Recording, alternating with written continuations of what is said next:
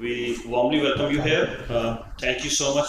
And today we have the privilege of Dary Milani, the Pro Vice Chancellor, the Trobe University, who specially come to India for us. Thank you, Dary. And I welcome you to come to the podium. And I would request Kelly to provide a bouquet to Dary.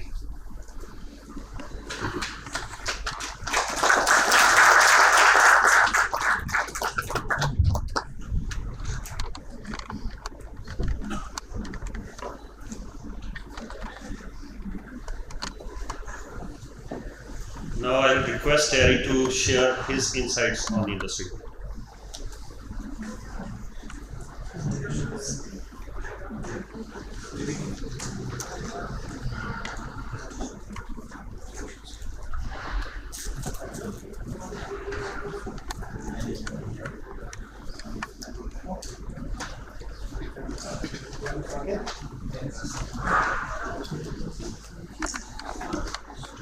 Well, good evening, everyone.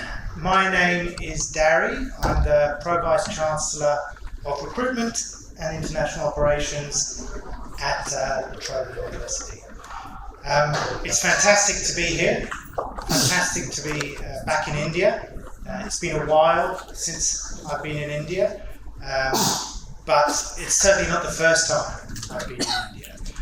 The first time was many moons ago. I've been in the industry for about 20 years. I've had the fortune of working for some great universities, some great private providers, and doing this really important work that you guys do every day, which is talking to young people about the most important decision they're making in their lives. That's a real privilege, and I've had that privilege for over 20 years. When I first came to India in 2006, 2007, I learned very quickly about India. I'm from London originally, so I had a good sense of Indian culture, but I learned very quickly about the culture of debate in India. I picked up a wonderful book by the Nobel Prize-winning economist and philosopher Amartya Sen, and this book was called The Argumentative Indian. And this is where I first learned about the culture of intellectual debate in India. It is something so important to everyone, and in this country, India is world class at debate, world class. So it makes the challenge of an agent organisation very big, because an organisation like AAERI needs to speak with one voice. Yes, you have that space and that room for intellectual debate to talk about the difference of opinion, but ultimately you're putting forward one voice for advocacy, one voice to government, one voice to the institutions. And that's not easy. So firstly, congratulations for being a very effective organisation. This is my second time I've been invited to come to AAERI. The first time was many moons ago. There was maybe 10, 15 members, and I think it was maybe a 3-hour session. So really this group has grown into something quite fantastic, which you should all be very proud of. Okay, now when Nishi asked me to come and talk, I was obviously very happy, but one of the remit for me was to give some good news about the sector. Now, when you've worked in international education for about 10 years, you think you've seen everything, and then it surprises you again. And you know, the last few years, it's been quite difficult to find some of that good news. But I think we're getting there.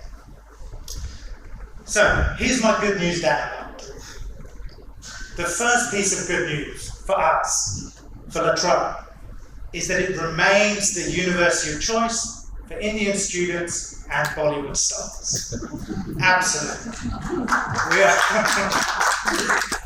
We are proud sponsors of the Indian Film Festival in Melbourne. This is a really important cultural showcase in Australia of Indian culture. It is not just a film festival. It is a showcase that the city is very proud of, and we're very proud to be associated with that. We're also very proud to be partners in the Shah Rukh Khan Scholarship. So this is a life-changing scholarship that provides people with the opportunity to come and study in Australia and have that international experience that changes their lives. Other good news for us is we finally received our letter of intent from the UGC for a future India campus in Latrobe. Now, what that looks like, I can't tell you, right? It's too early. But know this, TNE is coming to India. It's coming really, really fast. Okay, it's going to change the way a lot of you do business. It's going to change the way you think about counseling students. So it's really important to think about this, to stay close to the institutions that are looking to deliver and see the ways that we can work together to make sure we're offering students the best experience for them. Okay, then it gets a bit harder to find some good news. So, good news for me, Arsenal finally signed a striker. This is the best news I've had in years. Okay, I think we're going to win the league this season. But in all seriousness, really important changes came at the end of last year. So MD 107, I know that's like a swear word in this room, but MD 107 was finally revoked at the end of 2024. Now MD 111, that Darren has already talked about, this is the way that the government has chosen to create the right size and shape of that international education, those student visas in Australia. So this is a much more positive step forward for us all, MD 111. And of course, we had the increase of the NOSC. So an additional 25,000 places for international students at Australian universities. What was really interesting about this announcement was this was a joint announcement across multiple departments. This was something that we haven't always seen from government. A joined up, everyone on the same page. This is clear, okay? This is something that we're going to really start seeing from the government now. A joined up approach with departments on the same page. So this is where we are now. We have a government that is committed to one thing, and that is integrity. Integrity is the most important piece of the puzzle now as we learn to adapt to the new systems, right? There's lots of things happening in the background. There's ministerial directions, there's genuine student settings. We could talk about social license, we could talk about student outcomes, but integrity is so important. All right, and we all have a role to play in integrity. It is everybody's responsibility. So what has the government been doing? Well, the government has made some really important enhancements to prisons. It's giving much richer data to institutions. We can see now much more clearly the performance of our agent partners. We can see really clearly which of our agents are working with the providers that we wouldn't want to be associated with, the providers that perhaps are doing damage to the sector that we all love and we all care about. We can see all of that data now in prisons. That's really important. TEXA is also focusing on agent management. So an important part of the reaccreditation process of a university is you need to demonstrate agent management integrity. What is the university doing to really manage their agents and monitor performance? Performance is not simply the number of students sent to an institution. Okay, there are much higher expectations now from TEXA. And also ATEC.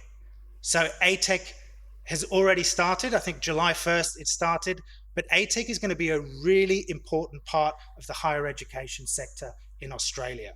We have some fantastic leaders at ATEC. You know, former Vice Chancellors, Barney Glover, will be there looking at the jobs and skills area of ATEC, really supporting the industry, but making sure that universities are really working to their mandate. Okay, what is their mission compact? Are they fulfilling that? Institutions. So genuine student settings. Now, of course, you're very familiar with genuine student settings, but you may be surprised to know that a lot of universities are not. A lot of universities didn't do any genuine student screening. They left that to the market. They left that to agent partners. They didn't do their own screening. This is now changed.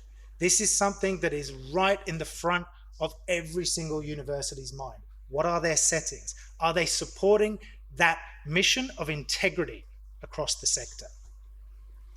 Agent management, as I said, it's no longer just about national code. It's about TEXA. Okay, it's about the reaccreditation of the university. And universities are also looking for new ways to support integrity, working with partners to see if we can actually deploy integrity measures that benefit students and that benefit our partners. So, for our agent partners, we have to think about a couple of things. Be mindful of the company you keep. As I said, we can see all of the data now in PRISMs.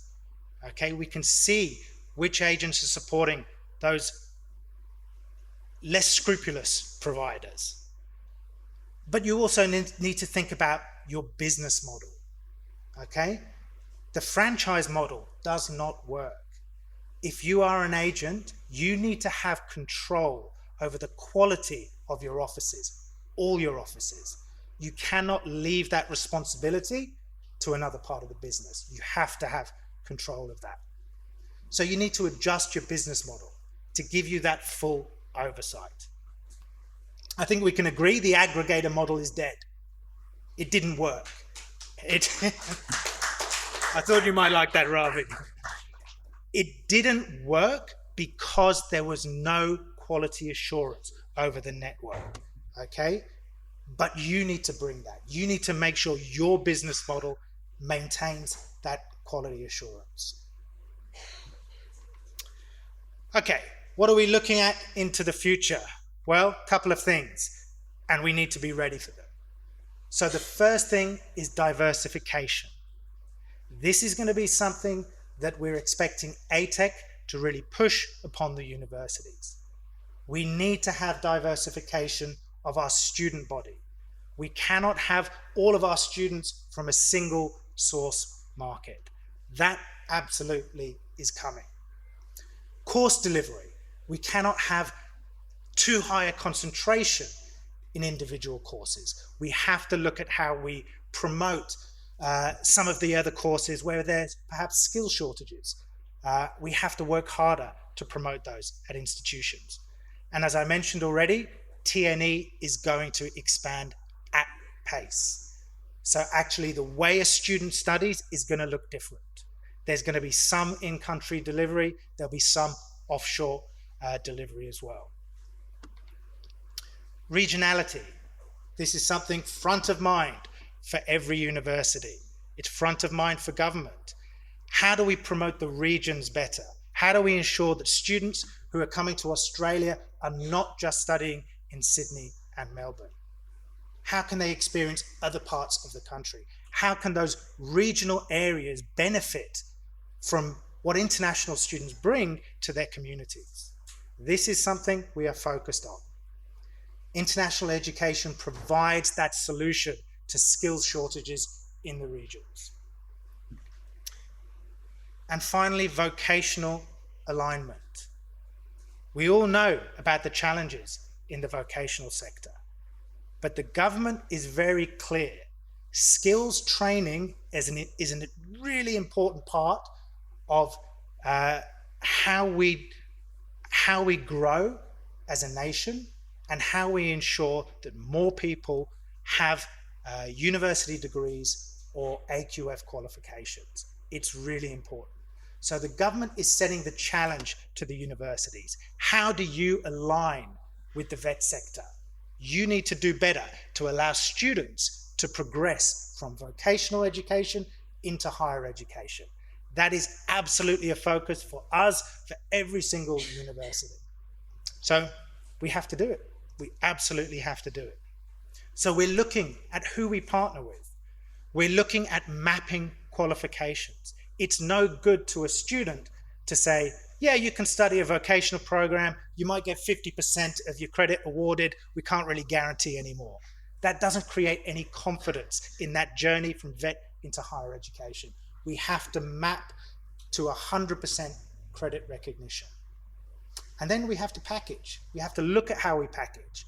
It's a challenging thing to do right now because the university is carrying a disproportionate amount of risk if the student doesn't progress onto their degree. But we have to find ways to work with VET to do this. So this is something that you can all look to. As you look for quality indicators in the VET sector, look at who the universities are working with. Look at who they're mapping their courses with, and look at who they're packaging with. Okay, that should be your first quality indicator in the VET sector. I've spoken over my 10 minutes, but I just did want to show you one last thing, a little bit of self-promotion for La Trobe. Regional is really, really important. This is a big, big deal. And if you look at La Trobe, you can see we have a big regional footprint. We are a proud provider, not just into Melbourne, but all across Victoria and New South Wales. So we feel like we're ready for what's coming. We hope you're ready for what's coming. But as always, we look forward to working closely with every member of AAERI and seeing what the future brings. So, thank you.